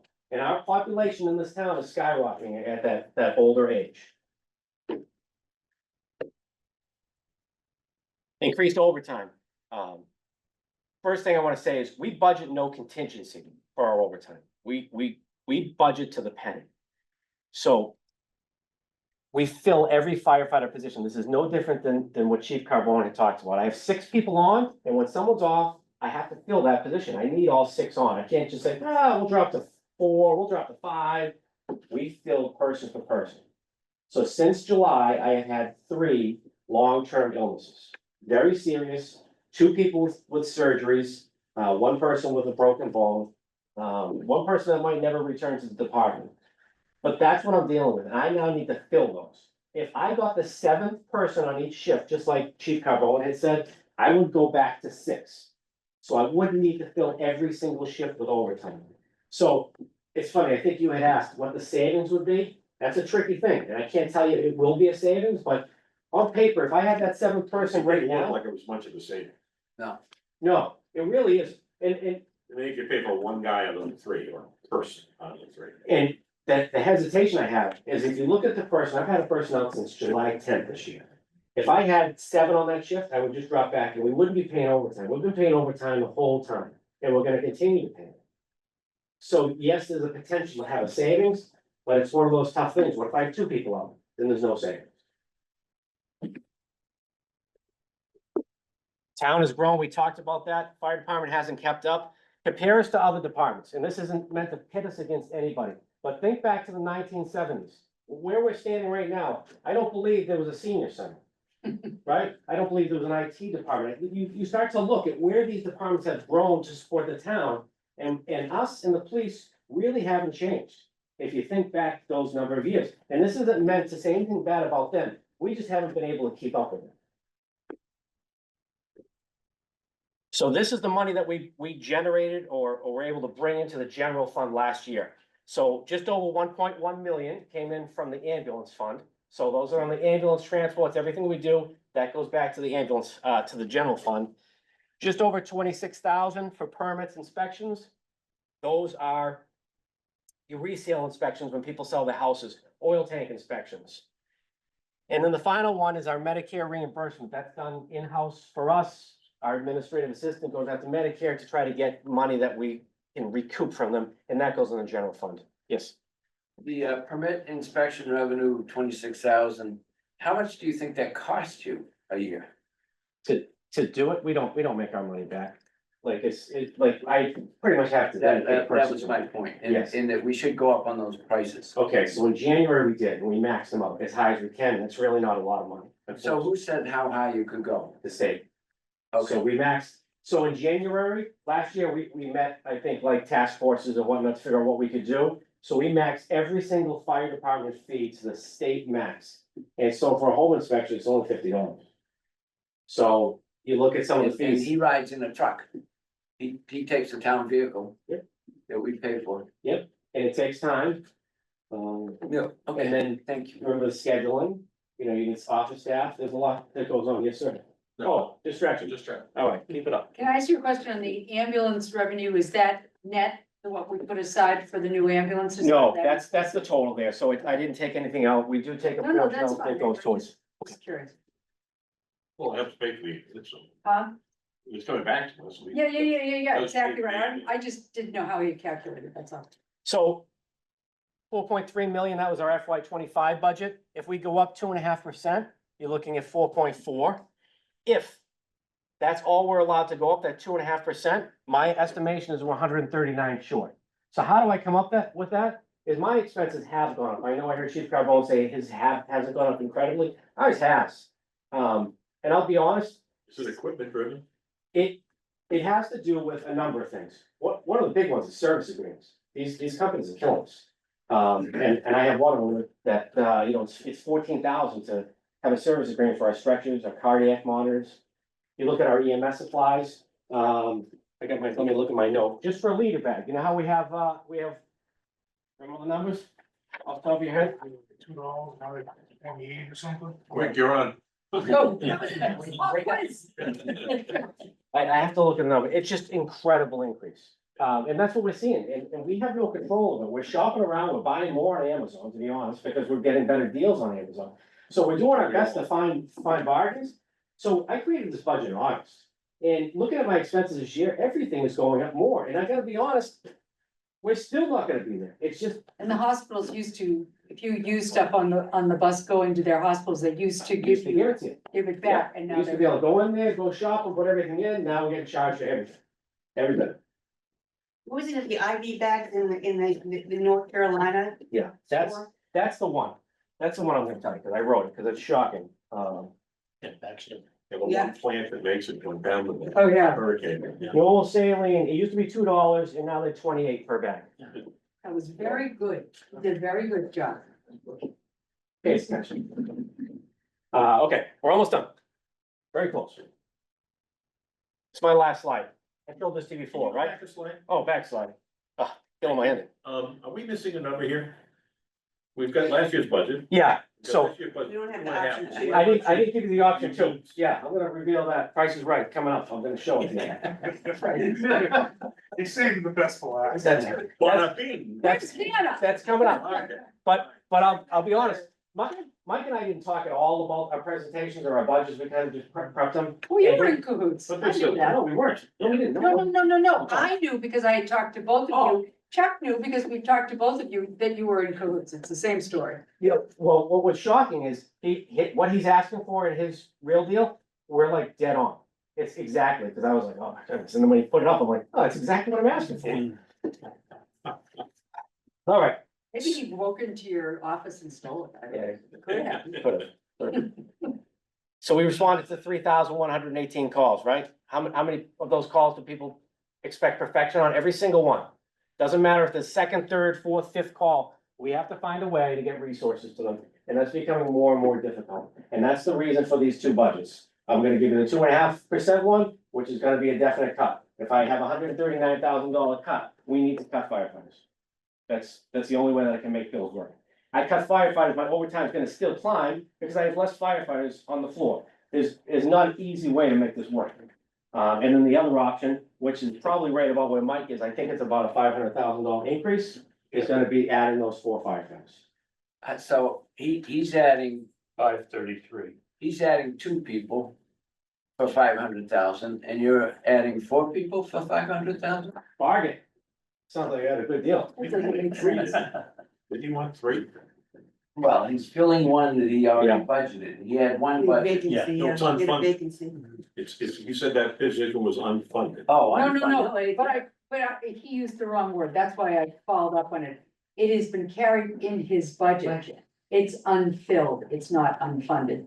But I That's a big think that difference. some of those monies were used for overtime. But it's still in there in his So is he budget. looking for 2 or 3 people? He's looking for 2 people that he needs new funding for. The third person, there is a line item. It's just unfilled. Okay, are you with us, Mary? Are you able to bring up I think we need to ClearGov? find out why he can get 4 people for the same amount that the other guy has to pay. Yes, Chief. Are you able to bring up the ClearGov? I am, let me flip over here and I'm gonna do this and this. Yes. For that, the non-traditional funding that you were able to secure this year. It's great that you're seeking close to $330,000 outside of town funds. How much of that can you expect to get year after year? It's honestly, I don't know if I can say it, but a crapshoot. I think since I started, we're probably in the $8 million range. So Captain Mary we wrote a grant for, last year was a brush truck, we've done a high water truck. We're trying for an engine right now. We don't know, so he hasn't got those, but we're gonna keep trying. When we rode our brush truck there, it took us 3 years to do it. So we just keep pushing and we get what we get. But we're gonna keep going. But some of these look like pretty essential. I mean, I'm sure it's all essential, Yeah. but some more than others. Absolutely. Have to be a part of. If it doesn't get covered in these non-traditional ways, it then has to find its way into and ask for your. Another Capital. funding. It's a capital. Those are all competitive grants. Yeah. We're not the only municipality looking for those things. Sure. They're generally awarded to the ones that have the most need. Did that answer you? It did, and I think having followed with. Yeah, it's protection. Thank you. Okay, so. Which, I which know- option do you want me to look at, Chief? Let's try with what would you like to see? Do you wanna see the, Not the, Bottom not line. the detail. I'd like to see the bottom line, what you need to. can you show me my We bottom have line? That's sort of a mentality of this room. Well, that's good. We used to go through every line, and talk about staples and. No, I can't stand that. It makes me nuts. Stamps you're gonna use will be right. We know you need to be. My postage went down. We don't care. We don't Okay, care. so this one, hang on, this one here, if I believe I'm showing it. Where'd my panel go? Whoop, share. Sorry, guys, bear with me. ClearGov, can you see a ClearGov panel on my screen? Oh, Yes. And I think it's that 4430469, is that the right one? For four- the, is that, no, No. oh, yeah, is that, This one is level fund. that's level fund, okay, so I need the other one then. You want the other one? Okay, hang on. So my budget to stay level Right here. funded, not have enough is 4,430,469.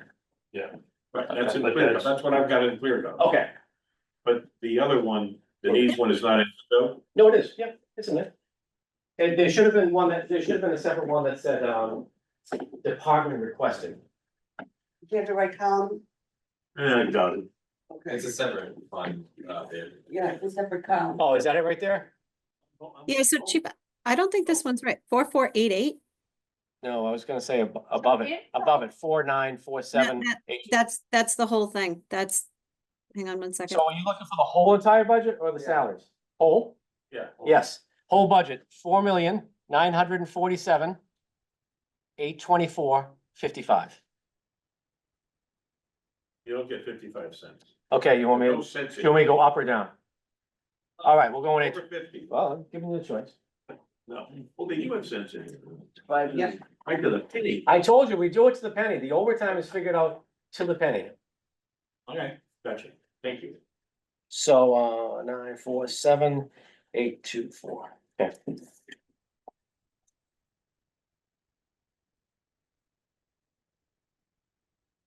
I'm sure, I'm just baffled by the fact that the 500,000 by four. Yeah, I know. I don't, I was, So that, we're not gonna solve that tonight anyway, No. but it's something No. to think about. is it the 24-hour shifts versus the shorter shifts? That doesn't make sense. I'm Well- going through. Can, if I can, oh, no, never mind. I had a crazy thought. So when I figure that out, I figure out my firefighter's base salary. I add in all of the benefits for collective bargaining. Oh, the only thing, you know what? Did he add in the 30% benefits on there? No, No, okay, No shared Sure. costs. okay, all right.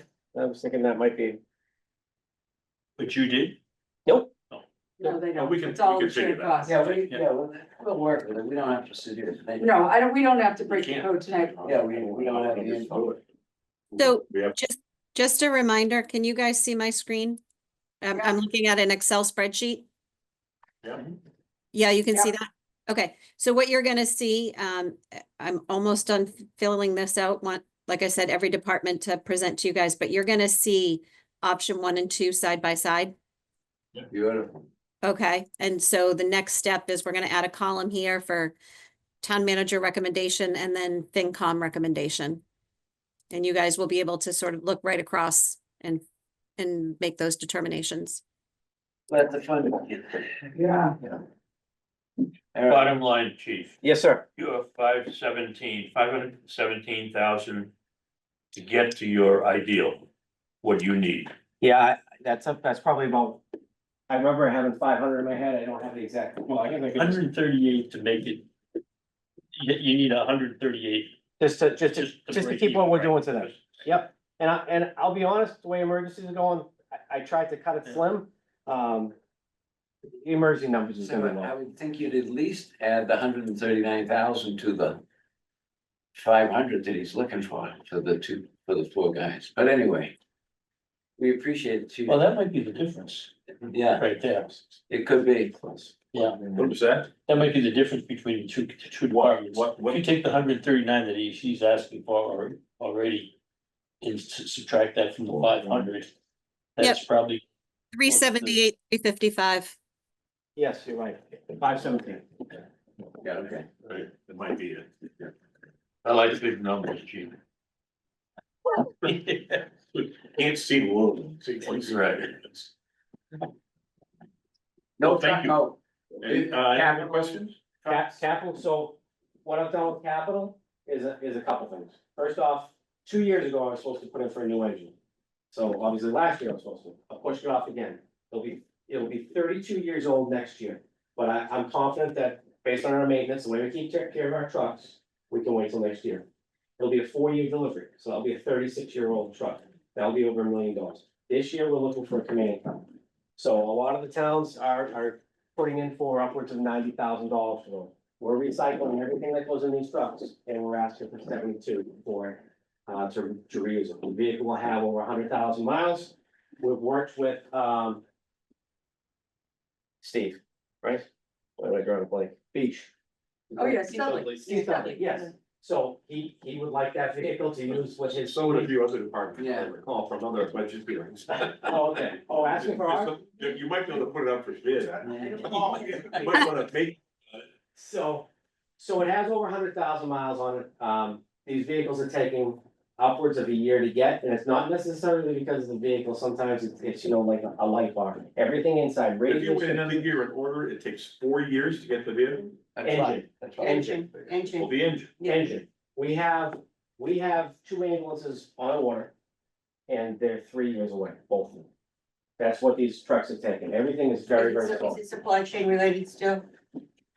Well, I think there are supply chain issues, but the fire truck manufacturers have told us that they just can't keep up. Okay. And I know they're building a new one in Wisconsin, and they even said that's not gonna keep up. So that's our only capital request, and it's because that sheet that I showed you, everything there we pulled off and got funded elsewhere. So that's the one thing that we can't get funded. And those are getting more mileage, we're using them a lot more, it all comes back to calls, right? So we're using these a lot more, and those are definitely important in our fleet, we're using them every single day. And it's not an add, it's a replace. Not a what? Addition, Oh, yeah. it's a replacement, No new equipment. no new equipment, yes. So even if you got the extra people bodies, you don't need more capital. Don't need, support. no, I don't. mean, you need the rigs, you need their outfit, you need the, Yes, but we have that in our expenses budget, and Right, we will also exactly. work on grants to get stuff. The radios, that's 75,000 I got for radio, I already got portables in preparation, hoping that at some point we'll get. So you've got your a capital line here for $7,500 for equipment, shouldn't that go into capital? You line? know, we ask this every year, that's small equipment, so that's stuff that's used for Oh, chainsaws, okay, meters, I got things you. like that. Okay, yeah, that's just if something breaks. okay. Do you foresee any mandates coming down the road that's gonna require you to have additional equipment? You know, I mean, I'm just thinking your jackets, Yeah, so right now we're dealing with PFAS. right? PFAS is in everything, but PFAS is the big thing with the gear. The problem is they're trying to get PFAS free gear. PFAS free gear is lasting how long with the first test? Is it under 3? 3 years, it's ridiculous. 3 years, just, yeah, craziness. So nothing is getting easier over there. It's just like the police, the mandates and the unfunded mandates are killing us. You know, the state comes up with something, I'll just give you an example. Nero's law. Nero's law says that we need to take a police canine, right? To the hospital. If they're hurt, if they're shot or whatnot, right? Do you know how much that costs us to do? Mhm. Everybody now needs to be trained, and we have to be retrained. Like, these are the things that come down, it's no different than their post, we're getting the same stuff. It's a lot, and they put it down in the middle of the fiscal year, and we do our budgets early, like, I'm already behind. But yeah, we do see some of these. These aren't, I know. The new mandates, and they're responding to something that's in the environment, right? It's not, frivolous is perhaps the wrong word, but there's evidence of a problem or issue that we're trying to solve. And You're talking about PFAS, not the dog. Yes. Oh, I was still on the dog. I was still Oh, on the you were dog. still on the dog. When she started, I was still on the dog. and then- Yeah, no, it's not a bad thing, it's not a bad thing, it's just, in the end, that's gonna That's the cost. thing. Because the deputy just, how much did you just figure out for a new gear for one firefighter? Just structural gear, $5,200, but if you, all the protective clothing they wear for one firefighter, you're just shy of $8,000. Yep. Cause you need 2 setups. Well, that's only for one set, you wanna add a second set, then that's I probably. thought we had 2 setups. Yeah, We do, Yeah. we do, So, one full. we do. And that's why we push these grants so hard, we just got the boots for everybody, replaced all those, that was 18,000. When we did that for a grant, and we're gonna keep pushing that. Because those numbers that I asked for in the expenses, they just can't sustain it. They can't sustain the expenses. And if we can find other ways to do it, that's how we'll fund it. We've replaced the gear, we replace a little bit every year out of that line item. And then with the grant, we buy everybody boots, and that takes the sting of having to ask for more in that line item every year. And satisfies a little bit for gear. You guys are writing all your own grants. We write all of our own grants, so, Chief Noah put me in charge years ago, Deputy Monahan does a ton. Captain Murray, he's doing a lot of it now, we're training younger guys, it's like, you wanna get something, let's work on this. So they have free classes, that's how I learned, I just went on the internet and I just learned, a lot of people who judge the grants actually teach you online for free, it's informed, so that's how we've learned. And, we just keep trying. What's the worst they say? No, we'll try again next year. And in the off time that they aren't getting called out with simultaneous calls, they have the time. The guys use their downtime effectively to do this type of thing, right? That's how that 19,000 was done for the boots. That was one of our newest firefighters wrote that grant.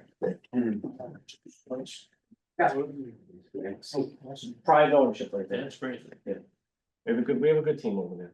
Joe Boyce, supplying your Yes, go boy. All right. Go to work. Thank you. Thank you all. I'll just say it anyway, if you have questions, feel free, come I know over. where you I'll are. show you whatever you wanna see. You can't hide. Thank you for your time. They'll have a pretend heart attack for you. Chuck and I were in Yeah, that with that, was- it was great. Yeah, the only thing I'd say is, if you had to choose between Washington Street in Duxbury or Tremont Street in Duxbury and Route 3, go to Tremont Street first. Right? Wouldn't you think that's fair? I mean, Would be our priority, right? Yeah, a lot of us live in Washington. Oh, is everybody supposed to laugh now, not laugh? Is this a joke? Route 3 passes maybe a mile up, 2 miles of Duxbury, 3 miles of Actually, Duxbury. 6 miles each direction. 6 miles. 12 miles of Route 3 we have? Correct. It goes We're, from the corner. we're And they all drive like responsible drunk. for first responders for those 6 miles, Correct. just like Marshfield is for their miles and Yes. Plymouth is for theirs. Yeah. By state law? No, but I look at it as liability, because there are some towns that. I was just there, obviously, there's been some thought about this over the years, and it had to end up this way, this is just custom, So, like, or is it? up in Canton, they do a thing where Canton might send the ambulance, Western might send the engine, even though it's in Canton. Right. But then becomes the issue of, well, it's in Canton and Westwood's not available. So we haven't adopted our Route 3, we need to follow our jurisdiction, because in the end, it's me who's responsible for whatever happens on So it. it's basically your jurisdiction. Yes. Falls within the. Yes. The boundary of the town of But just- Duxbury, so just- it's- We're also on both sides of the highway, right, whereas they might have Westwood on one side. and Yeah, they're broken Milton up, on we the have other, or such, we have whatever. the most stretch here, because we're right at 20. Or whole 10. yeah. Almost to 27. And if you look at 20, before 27, it hits Pembroke for about, is it a mile? Yeah. It's 1 mile and then it hits Marshfield. And So 11, between 11 and 12 is a dangerous stretch of highway. 11 and 12 is very busy for us, especially south. And now that you've added that construction and you Yeah. got rid of the rumble strips, we're going up there even more now. Excuse me, have they started working on that bridge yet? Yes, yeah, that's the whole thing. Well, there's no road above if you look. Yeah, it's no. I haven't been under it. Yeah. I can't drive over it anymore. but- Right on the street, they're doing both of them. Yeah, they're doing 2 of it, I know that, the other one I see if I go north of the other one is south of us, I'm like. It's got the whole deck. East Street, I don't see when we're doing it. I'm trying to Okay, Working. all right, we can't talk about the highway. Yeah. So, Can, but. are you all done? Yes. Thank you for your Yeah, time. thank you. Thank you. Lovely job, lovely graphics as always. Can we, and all of the spreadsheets, Mary, we have in, is that gonna get picked up on that new set that you're sending us with the comparison, compare and contrast? Correct. What I'm doing, I'm putting in the final result of all of these department presentations. Their 2 requests are going into that spreadsheet. Yep. Can we take a couple minutes now, to stop it? Could we take a couple minutes now? No, this one's over here going, yeah. To talk about where we go from here on Plan A and Plan B. We're almost to the end of having everybody come in, more or less, kind of, sort of. And we have to start looking at voting on some of these things and how that might work. Have we come to a conclusion on that or not? Thanks, Lisa. On how, Good job. are we gonna do the whole level funded first and then move to B, or are we gonna take each department and do level funded and B? How is it that you thinking it might work? So, all right, here's my, I haven't solidified this yet. You could tell me, forget it. I wanna think about it. That's okay too, but. see, you know what, can we chat tomorrow and then we'll start Tuesday's meeting with that conversation? That'd be absolutely fine. That'd be absolutely, That's it's just fair. something that I'm getting more and more questions on how that's gonna proceed, and I don't know particularly. I have what I thought, but that doesn't mean anything. Right, well, So- and we have to remember this is totally different, right? So we're gonna have the best laid plans and we may veer off course if there's a better method, but why don't you and I chat about that tomorrow and then we can discuss it with the group. Is that spreadsheet you're gonna give us, is that going to be, we won't have to look in ClearGo for that? Oh, awesome. I think we'll be hearing a Will be lot, fun. just a editorial comment, I think we're gonna be zigzagging. Yeah. Here. Yeah, okay, so that's great, and then I will follow up with you tomorrow and Mike on the JR's question on the cost of the $500,000 delta and how it's broken down. Good. JR was asking, why are we getting 2 cops for 500 and 4 firemen for 500, and Because I I think we might have figured that out. I think that 138 that was in the overrun from Yeah. his level funding would offset that. yeah, it probably will, but let's get a solid answer on that and make sure that we have that, so, you know, Rob doesn't look like a hero and Mike doesn't look like a bum or vice versa. Yeah. I think it's the same. It's just the way they present it, I think. Yeah, Could be. yeah. Yeah, Rob's always hopeful. Are we going to assign a few of the special town meeting articles for finance committee presentation on the floor? Because a couple of them obviously are heavy lifting where many of them aren't, like unpaid bills and et cetera. Right, You've got the MBTA communities, and then the issue with the DPW facility and whether we won't know the 5 days before what the shortfall is, but do we wanna think about that as well before the special, which is coming Coming up. fast? Yeah. The 18th, right? right. 2 weeks. Now, we have voted Yep. Yeah, on these well, we usually speak to the more exciting ones. articles of importance. I think that correct? we're definitely going to have to be prepared to opine on the I'm not gonna say reallocation, Mary, look at me not saying that. But on the money transfer from the debt or the The distribution increase in the of the debt. expenditure for the facility, that's what. Right. Yes, friend, yes. And the other one is the MBTA, and I don't know that it's particularly where it appears that the, Oh, JR is the one that's speaking to the MBTA, because if he talked me into it when I was so mad, then that I think he's the only one that we can have. I don't think He'd be he really talked you good at into it, I it. think you saw the light. Well, it made sense, and it was very annoying, but I understood it, that it was something I was gonna have to. well, I think it's particularly important where the board seems to be divided.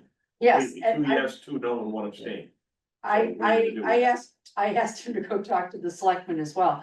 But I do think if you would be willing to do that, because your answer was very pragmatic and simple, and it made sense. There's a ton of misinformation. I agree. out Yes. there, Yeah, too. It Unbelievable. was unbelievable. What, at the selectmen? No, at the online, just Oh, yeah. yeah, oh, it's, what people are saying about that MBTA project and, you know, it's, I mean, they don't they understand don't understand. it. I mean, there was someone said that the MBTA is gonna buy the property and put in, you know, low income housing. Yeah. Oh, yeah. That was on Duxbury, helping Duxbury. It's gonna be, the only challenge I think for the misinformation campaign will be the bridge. I think that's gonna come on strong with a lot of horseplay as well, so, but right now, the Well, the MBTA is bridge a is- solid The leader. bridge isn't on this. The Potter Port, it's not this time, but I'm just saying, as far as Duxbury, helping Duxbury Yeah, or, you're or right. the internet, the misinformation train has definitely left the station on both. Yeah, Mary, you have to go online and read that. No, don't, Maker, Oh, that don't, isn't- it's stressed it'll enough, drive you don't do crazy. it. Oh, it is.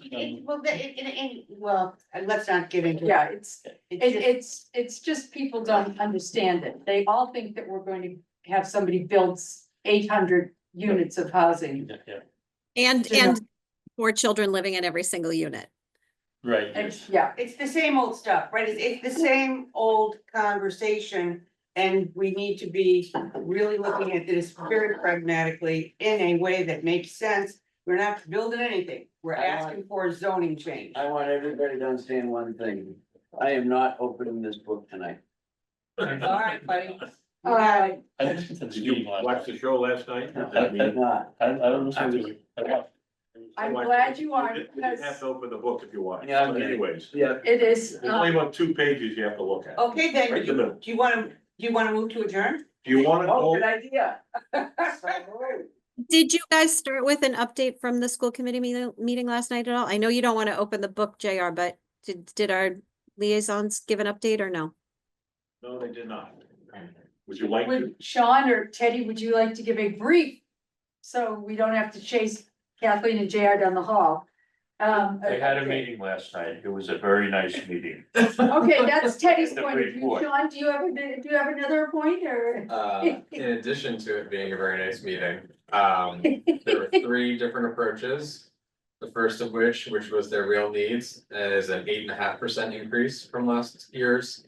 And the 2 level funded, the second of which I feel like was an unnecessary addition because they even presented it as a non-recommended approach.